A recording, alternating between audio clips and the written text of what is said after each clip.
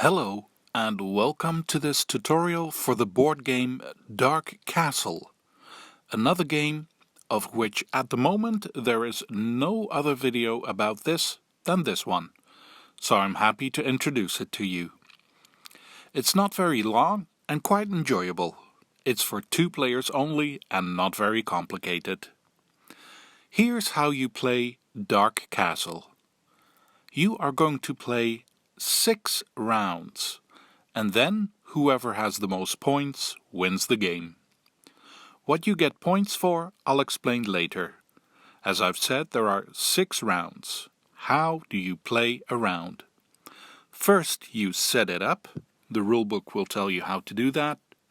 Then, slide the round marker to the next space. If it's a red space, that means the red player goes first. The red player is the villain, and the blue player is the hero. So, red goes first.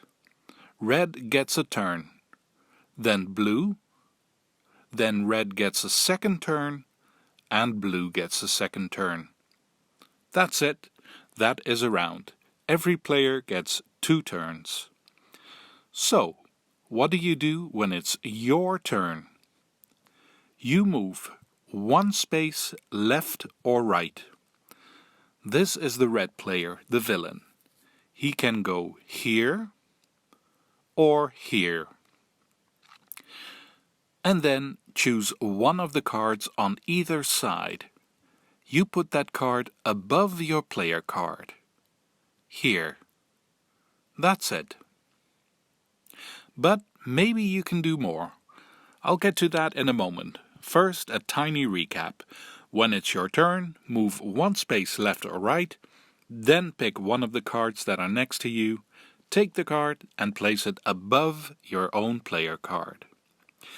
Now, of course, there is more to the game than that. What is on a card? Let's pick this one. The artwork is nice, but all that matters is what's on the side here. This crystal. This one is red, but there are also other colors. Like I said, you put this card above your own player card. But if it's possible, I can do one extra thing when it's my turn. My red player is here, by the yellow tower. All the towers have colors, and I'm at the yellow one.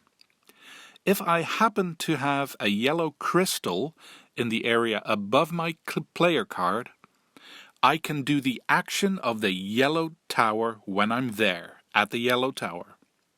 Let's have a look. Here's the red crystal that I just took. But yes, I also have a yellow crystal.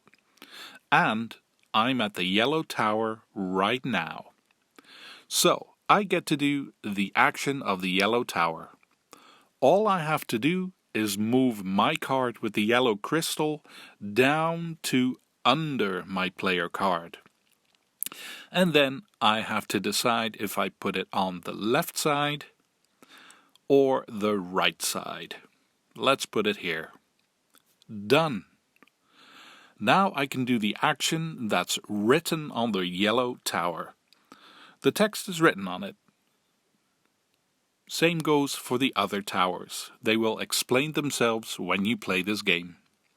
If you're unsure, just check the rulebook.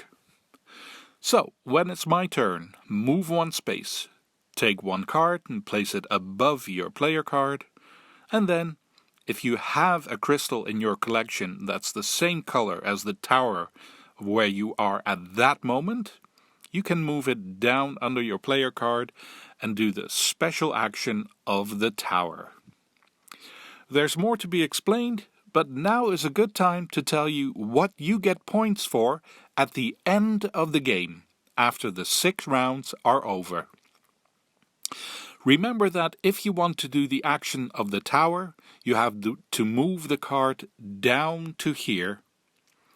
At the end of the game, you count how many crystals you have of each color under your player card. Let's use yellow as an example. I have 2 yellow crystals. The other player, the blue player, has 0. So I get the most yellow crystals. That means I get the yellow tower.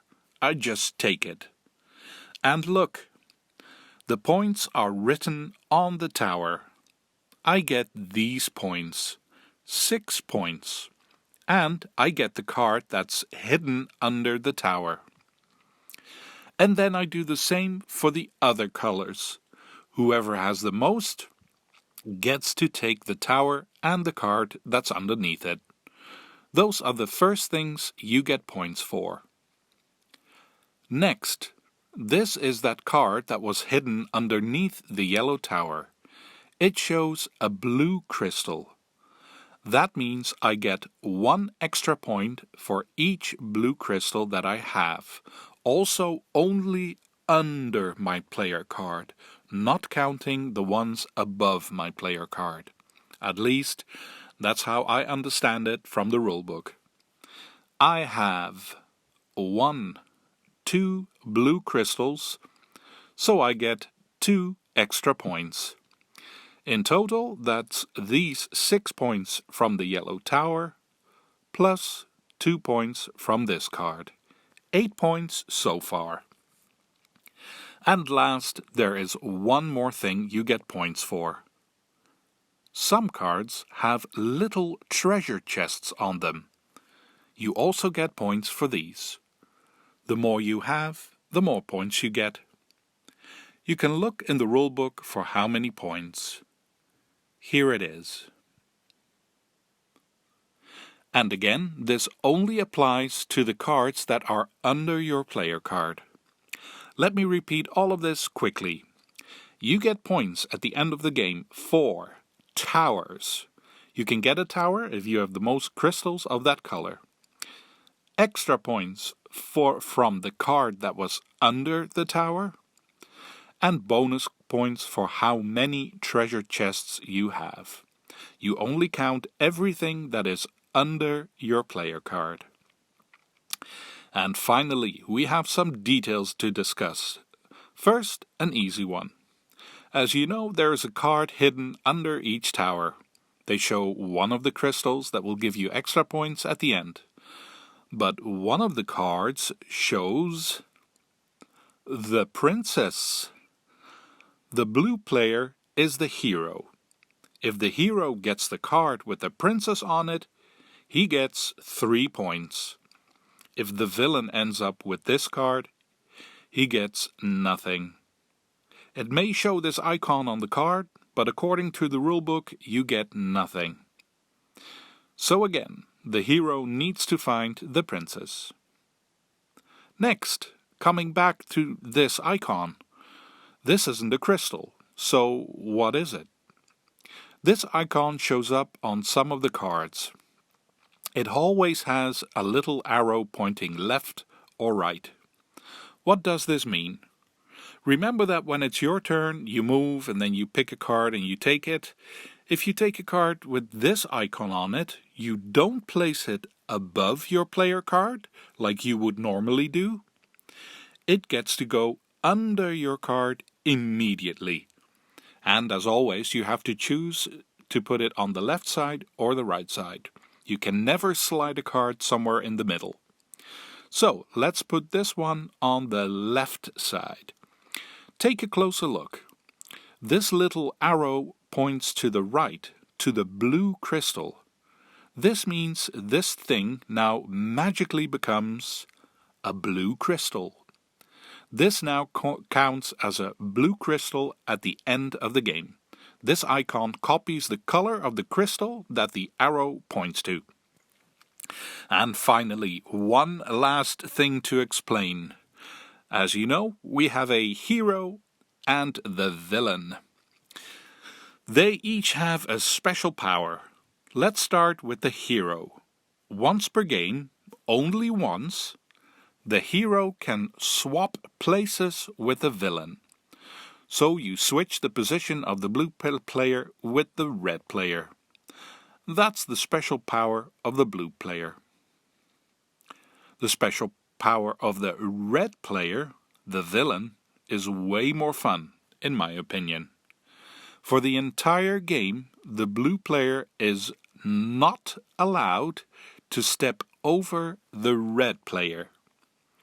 But the red player can always step over the blue player. Alright, that's it. That is how you play Dark Castle. I won second place in a competition at my local board game shop, and I got to choose a game. I chose Dark Castle because I liked the anime-ish artwork on the box, and I'm happy with my choice because it's a nice game. Remember to read all the towers when you play this game. They all have their own action, and you really should use them as much as you can. And I predict that when you play this game and ask the other player if they want to be the hero or the villain, they will always choose the villain. What does that say about us? Anyway, thank you for watching and see you for the next one.